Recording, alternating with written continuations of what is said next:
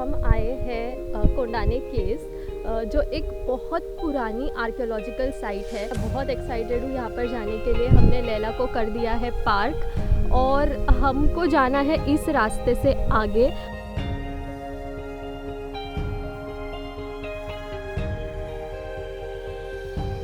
Archaeological survey of India का board लगा है, उस बोर्ड के रास्ते से हम आगे आएंगे। यहाँ तक ही अगर आपकी प्राइवेट व्हीकल लेकर आते हो तो वो यहाँ तक ही आएगी।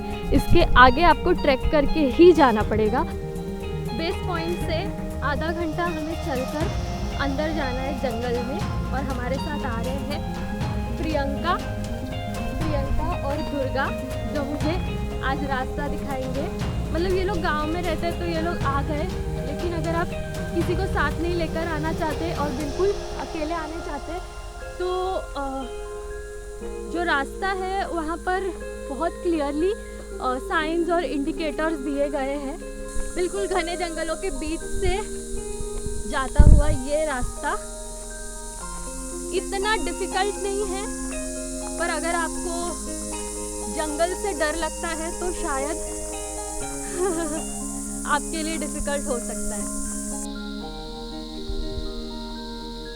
जैसे कि मैं कह रही थी, जगह जगह पर साइन बोर्ड्स लगे हुए, ये देखिए बुद्धिस्ट केव, और आपको उसी रास्ते को फॉलो करते हुए आगे जाना है।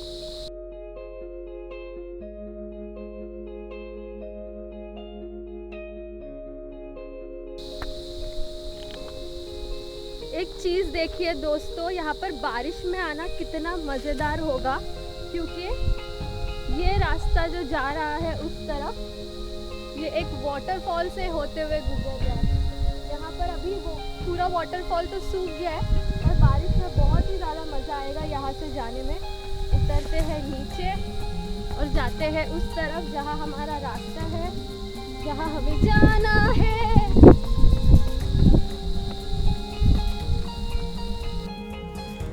कोंडाने केव्स आने के लिए आपको सबसे नज़दीकी रेलवे स्टेशन है करजत। आपको करजत आकर कोंडिवडे इस गांव में आना है और इस गांव से लगभग 1 घंटा ट्रैक करने के बाद आप पहुंचोगे कोंडाने केव्स। रास्ता बहुत ही आसान है और आप आसानी से ये ट्रैक कर सकते हैं। यहाँ आने का बेस्ट सीज़न है मॉनसून। बारिश में आपको यहाँ हरियाली और रास्ते में पड़ने वाले अनेक वाटरफॉल्स का मज़ा लेने मिलेगा। ये सीढ़ियाँ हमें सीधी सीधी ले जाएंगी केव्स की तरफ। तो यहाँ से कुछ 2 ही मिनट की दूरी और हम देखेंगे कोंडाने केव्स।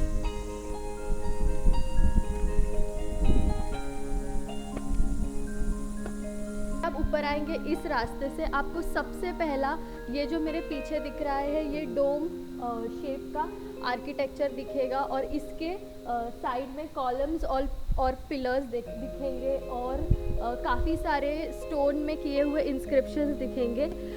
जो फर्स्ट स्ट्रक्चर हमें दिखता है वो है चैत्य गृह का।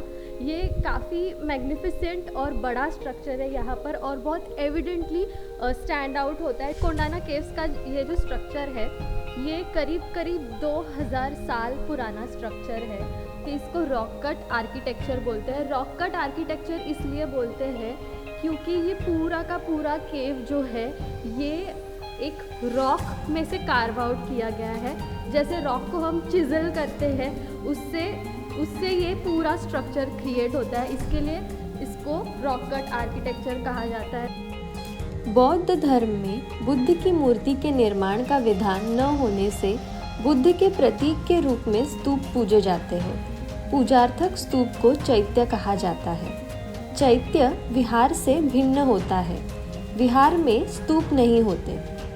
चैत्य गृह का उपयोग ध्यान, वंदना आदि के लिए होता है। यहाँ कुछ क्षण बैठकर मैंने भी ध्यान किया।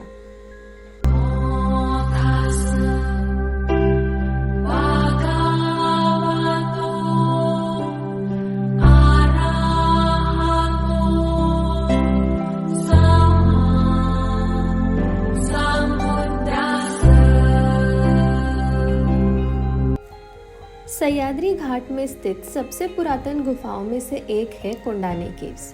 चैत्य गृह के ठीक ऊपर एक यक्ष की मूर्ति बनी है और इसी के बगल में हमें दिखते हैं पहले इंस्क्रिप्शन। यह ब्राह्मी एक पुरानी लिपि में लिखे गए हैं। इस लिपि का अभ्यास होने के कारण मैं इसे पहचान पाई। महान इतिहासकारों ने जो इस लिपि को पढ़ सकते हैं, उन्होंने उसका स्पष्टीकरण कुछ इस तरह किया है। वो कहते हैं यह ब्राह्मी में लिखा है, कान्हासा अंतेवासेना बालकेना कातम, जिसका मतलब है बालक जो एक शिष्य है कृष्ण का। इस इंस्क्रिप्शन को उन्होंने एक डोनेटिव इंस्क्रिप्शन बताया है, जो लिखा जाता है किसी के कुछ दान करने के बाद। ये जो चैत्याग्रह है, यहाँ से हम आगे की तरफ जाएंगे तो हमको कुछ स्टेप्स नज़र आते हैं वहाँ पर, और यहाँ से ऊपर जाएंगे तो हमको दूसरे केव्स नज़र आते हैं। इंस्क्रिप्शन देखने के बाद अभी हम जाते हैं केव्स की तरफ।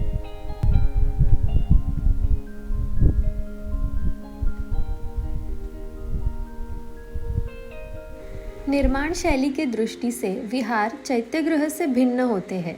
विहार चौकोर होते हैं और इसके बीच में एक मंडप सा स्थापित किया जाता है। इसके 3 तरफ भिक्षुओं को रहने के लिए छोटे कमरे बनाए जाते हैं। सारे केव्स हमें देखने मिलते हैं यहाँ पर, और ये है मेन हॉल। राजमाची वाला ब्लॉग देखा होगा तो जिसमें मैंने वो पुरातन काल का शिव मंदिर दिखाया था, वहाँ पर आपको मैंने हेमाडपंथी स्टाइल ऑफ आर्किटेक्चर के बारे में बताया था, जो कि उस मंदिर का आर्किटेक्चर था। यहाँ पर इस आर्किटेक्चर को हम बुद्धिस्ट स्टाइल ऑफ आर्किटेक्चर कहेंगे, और इस आर्किटेक्चर को पहचानने की कुछ स्पेशल जैसे इंडिकेटर्स होते हैं, जो देखकर हम बोल सकते हैं कि हाँ, ये बुद्धिस्ट स्टाइल आर्किटेक्चर है, ये हेमाडपंथी स्टाइल आर्किटेक्चर है, ये द्रविडियन स्टाइल आर्किटेक्चर है। तो वो आर्किटेक्चर स्टाइल आप कैसे पहचानेंगे, ये मैं आपको अभी बताती हूँ। स्तूप बौद्ध कला से संबंधित शब्द है, जिसको बौद्ध धर्म में काफ़ी मान्यताएं मिली है। यह एक समाधिनुमा भवन होता है, जिसका प्रयोग भगवान बुद्ध के स्मृति अवशेष को सुरक्षित रखने के लिए बनाया गया है। स्तूपा एक अर्ध गोलाकार संरचना है, जो चबूतरे के ऊपर एक उल्टे कटोरे के रूप में दिखाई देता है। इस अर्धवृत्त के आकार को अंड कहा जाता है। इसके शीर्ष पर हर्मिका नामक संरचना होती है, जहाँ पर बुद्ध या उनके किसी शिष्य के अवशेष रखे जाते हैं। यह स्तूप का सबसे पवित्र भाग होता है। इस हर्मिका के मध्य में एक यष्टि लगी होती है, जिसके शीर्ष पर 3 छत्र होते हैं, जो श्रद्धा, सम्मान और उदारता के प्रतीक है। चबूतरे के चारों तरफ घूमने के लिए प्रदक्षिणा पथ बना होता है। यह पूरी संरचना एक वेदिका से घिरी होती है, जहां तोरण द्वार या प्रवेश द्वार बनाया जाता है।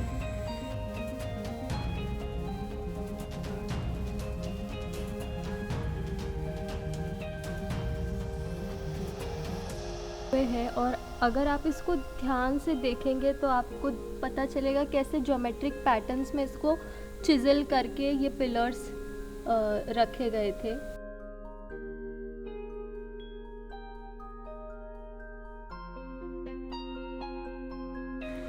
आपको अगर आज का वीडियो पसंद आया तो लाइक कीजिए। अगर कुछ कहना है मुझसे तो कमेंट कीजिए।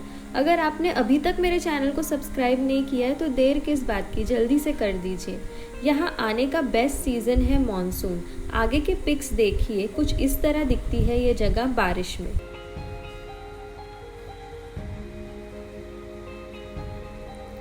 अच्छा, अभी के लिए बाय। फिर मिलेंगे नेक्स्ट व्लॉग में।